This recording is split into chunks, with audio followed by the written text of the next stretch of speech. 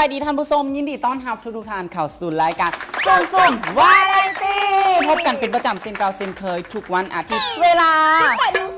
18:30 ทางชนภาพลาวสตาร์มื้อนี้พบกับข้าพเจ้าสุภพร พงศิลาพร้อมด้วย ข้าพเจ้าติงคำออนแสงเพลหรือว่าติงนั่นเองซึ่งว่าแต่ละอาทิตย์ติงจะนำเอาไปว่าแขกรับเชิญเลิศๆมาฝากมาตอนสำหรับอาทิตย์นี้เนาะแขกรับเชิญของเฮาสุดพิเศษกันเลยสำหรับข่ายที่เบิ้งรายการซูซูไรตี้ของพวกมาตั้งแต่ปีทำอินเลยกะจะคุ้นหน้าคุ้นตาเพิ่นเป็นอย่างดีเลย แม่นแล้วเพิ่นเป็นผู้บุกเบิกเล แม่ ย น เนาะรายการนี้แล้วก็เป็นสายยั้งเพิ่นเลย แต่มื้อนี้เพิ่นบ่ได้มาคนเดียวเพิ่นมาแบบเป็นโค โคตรแมนแล้วสมาเทปนี้เขาจะพาทุกคนมาจิ้นมาฟินกันซัมใดนั้นเอาเป็นว่า ตอนนี้เขาไปพบกับเพื่อนทั้งสองคนกันเลย สบายดี สบายดี สบายดี สบายดี โอ้ยมือนี้สะเอาแบบว่าหวานเวอร์เลยเนาะก่อนอื่นเนาะหลายคนกับคงหู้จักหน้าจักตากันแล้ว ได้ก็คือเจ้าของพิธีกรเก่านั่นเอง แล้ว เจ้าของรายการเก่า พิธีกรอยู่ เก่า แต่ว่าอยากให้ทั้งสองท่านเนาะแนะนำตัวอย่างเป็นทางการให้ท่านผู้ชมนะครับชมกันอีกทีหนึงก่อน เจ้าสบายดีข้าพเจ้านุ่มแบ้ซุ่มๆวาไรตี้ เออเป็นสายยาแล้ว แม่เป็นคำเด็กมารายการของเราอินพอ แม่ นะ แล้วคนข้างๆคนคู่ใส่เพิ่นเดย์เนาะอยากให้ ไอ้หนิงแนะนำเนาะตัวอย่างเป็นทางการกับท่านผู้ชมทางบ้านกันอีกทีหนึงก่อน เลยสบายดีบุญมณีพีจิตนุ่งหนิง เฮ้ยมื้อนี้จะตู่เฮาแบบหมดตอบเนี่ยกันบ่ต้องแปลกใจทำซุ้มเพราะว่าครูนี่เข่าไม่ป่ามันเนอะ เป็นเอฟเฟกต์มุกหัวใจเห็นเนอะ อ่ะชีชามเลยเที่ยวทาม ใส่ฮอนแล้วเพิ่น โอ้ยโดนๆอีกแล้ว ใส่ฮอนแล้ว แม่ละ เนาะอ่ะตอนนี้เนาะอยากพูดว่าเนาะคู่ฮักของไอ้แบนนี่เป็นคู่ฮักเขาไม่ป่ามาแล้วอยากให้เล่าถึงความฮักความหวานเนาะว่าวาเลนไทน์ที่ผ่านมานี่เนาะทั้งสองเนาะแปลว่าเจอกันได้แนวใดก่อนอื่นเลยสตาร์ วาเลนไทน์ที่ผ่านมามันผ่านมาเป็น4 ปี 5 ปีแล้วนะ มาแล้วอยากมุ่งไปทำอินเลย ปี ปี ทำ น้ำ อิ มิ ฐ ดปีน้ำมิดไม่ให้อย่างวะเขาไปกินข้าวแล้วเนาะปีนเข้าแล้วก็ได้เสียคอตัวแม่นบ่วะ ตอนนี้งงตอนนี้ เพราะว่ามันเป็นว่าวาเลนไทน์ปีทำอิฐโอ้โมเมนต์วาเลนไทน์ชีวิตมันปีที่ขอเป็นแฟนอันนั้นให้เป็นปีที่2ปีนี้มันไม่เป็นไปขอเป็นแฟน ขอมือวันไทยเลย ขอมือวันวาเลนไทน์เลย เพราะว่าเป็นอย่างที่ขอมือวันวาเลนไทน์จะเห็นอย่างกระยาเขาต้องเลือกมือที่แบบว่าเป็นมือที่เป็นเทศกาลเวลาเขาจะทบทวนคุ้มหลังคืนมันจือง่ายกว่า กันลืม กันลืม ถ้าจะขอเอี่ยงกันกระยาต้องขอแบบช่วงที่สำคัญคือเป็นวันแห่งวันที่สำคัญบอเป็นวันเกิดบอวันอันนี้เขากับแล้วแต่กี่คือแต่ว่าเขาไปเลือกใส่มือวันที่24วันที่เขาว่างเขาก็เลยต้องขอเป็นแฟนก่อน เอ้าก่อนจะขอเป็นแฟนไปเจอกันอยู่ใส่ก่อนจะมาขอเป็นแฟน เจ๊แล้วตอบแล้วให้ไอ้ตอบคนเดียว เอาไว้ถึงตอบกันได้เลย เปลี่ยนกันต่อ เมนยูอันวิทยาลัย มันเฮียนยุ่งเฮียนเดียวกัน ที่จริงแล้วอ้ายนะที่มักเราย้อนมักเราบ่เป็นย้อนมักหน้าเราเด้ มักยัง ที่จริงที่อ้ายมักเราบ่เป็นมักนอนหน้าเราเฮียนใกล้ๆห้องเดียวกัน แล้วบังเอิญว่าเป็นคนที่ดื้อเนี่ยมักไปซอดเป็นแนวเบิ่งคนนั้นคนนี้แต่บังเอิญว่าไปเห็นผมแล้วนี่นะอ้ายมักมันมักที่ผมแล้วมันประมาณแบบนี้ข้างหลังเส้นมันแล้วเป็นผมแบบผมมันงามอะนะผมเราจะมักเฮ็ดผมฉันสิไปโรงเรียนตลอดไอ้ละมักที่ผมแล้วแต่ว่าได้มักที่หน้าเราได้มักที่ผมก่อน เนี่ย เพื่อนจะรักไปจอบเบิ้ง แต่รักไปจอบเบิ้งไม่เป็นเบิ้งที่พบแต่ผมอ่ะมันเป็นผู้หญิงที่ผมงาม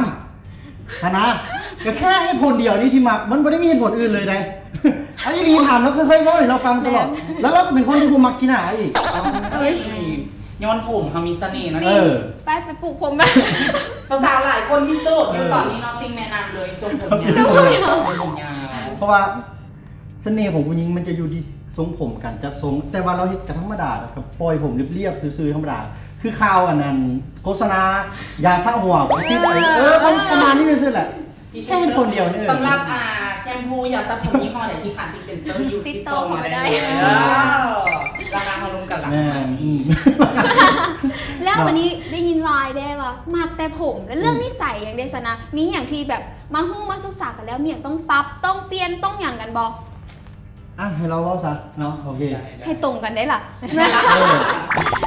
ก็ที่จริงแล้วก็บ่ค่อยได้ปรับหรือว่าได้เปลี่ยนอย่างไรเพราะว่า เขาเป็นคนแบบคบกันแบบว่าบ่ได้จู้จี้จุกจิกอย่างนั้นนะแบบล้มกันไปแบบว่าคือหมู่กันแน่ล่ะค่ะบ่นำบ่มีเคยว่ากวดโทรศัพท์แล้วนะบ่เคยเลยแบบว่าคบกันแบบสบายใจ คือคบกันด้วยนิสัยของแต่ละคน แต่ว่าเขามาหาจุดความเข้าใจกันทางนอกดีกว่าจะเอาความเข้าใจของตัวเองมาปรับเปลี่ยน ถ้าเขาไปปรับเปลี่ยนบุคลิกนิสัยของตัวเอง ไปใส่คนอื่นหลายเกินไปเขาก็จะอยู่ยากเขาก็เลยต้องเอานิสัยตัวเองเป็นหลักก่อน แล้วจึงมาหาจุดส่วนรวมของคำว่าครูคำว่าครูมันอยู่จุดไหนเขาไปหาจุดที่มันลงตัวให้ได้ก่อนหลังจากนั้นมันก็จะบ่ค่อยมีปัญหาอย่างต่อ หนึ่งในนั้นก็คือว่าต้องกวาดโทรศัพท์นั่นเอง เดี๋ยว อ่าสบายเลย สบายเลยนี่เรา ต้องเจาะหน่อยหนึงเป็นอย่างไอ้นี่คือโบกวดคือโบทำคือโบอย่างคือผู้หญิงคนอื่นทั่วๆไปเป็นอย่างไอ้แบบโบจะสู้โบแบบไว้ใจได้หรือจังไหน กระเจ้าสู้ไหน ต่อเองเลยต่อเอง เอาถามเราดีกว่า โดยที่จริงแล้วกันย้อนว่าเขาเสื้อใจเราอะนะ อืม เสื้อใจแล้วก็ถือว่าบ่จำเป็นต้องกวดอย่างอีกอะนะ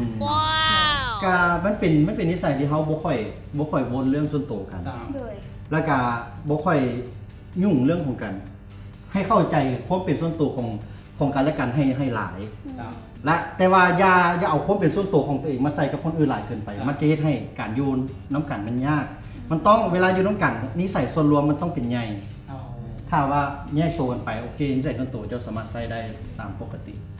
แล้วมีความแตกต่างบนในตอนที่เขาเป็นแฟนกันแล้วก็ตอนนี้ที่เขาแต่งงาง าน น กันแล้ว กับบ่มีเนาะ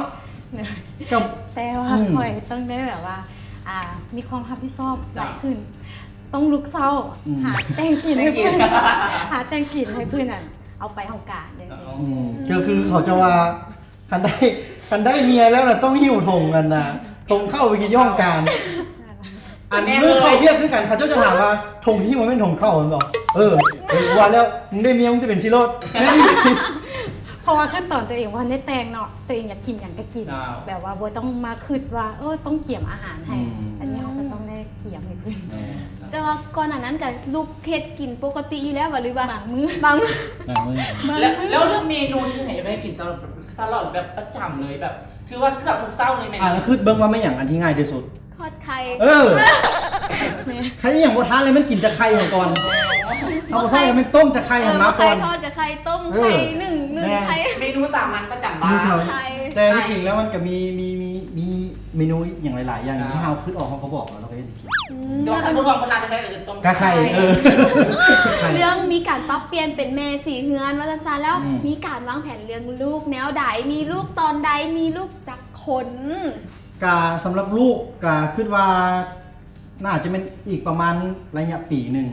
ระยะปีหนึ่งหรือปีครึ่งเพราะว่าเขาจะต้องวางแผนในการไปเที่ยวกันก่อนเพราะว่าในที่ผ่านมาตอนเขาคบกันในระยะ5 ปีเอาความจริงเลยเขาน่าจะเป็นคู่ที่แบบเป็นส่วนน้อยหรือส่วนหลายกับฮู้ที่ว่าบ่ค่อยได้ไปน้ำกันแบบส่วนตัว2 คนไปใส่น้ำกันมาใส่น้ำกันยากที่ไปไกลๆน้ำกัน2 คนกับบ่ได้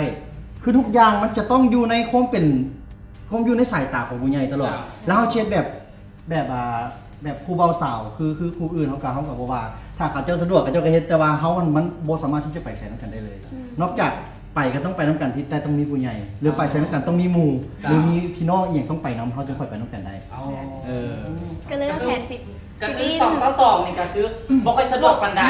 บ่ค่อยมีเลย ต้องอยู่ในสายตาผู้ใหญ่ตลอด แต่ว่าเขาวางแผนในปีนึงเขาจะต้องได้ไปเที่ยวก่อนแล้วค่อยวางแผนเอาลูกแล้วอยากถามนิดนึงว่ามีการวางแผนเพราะว่าเขาอยากได้ลูกสักคนแบบนี้เขามีการวางแผนลงหน้า สำหรับอันนี้คิดนะมัน2 คน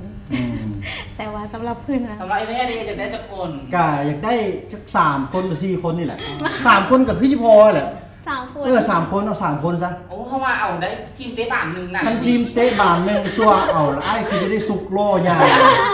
ให้ลูกสุกอะไร ลูกสุก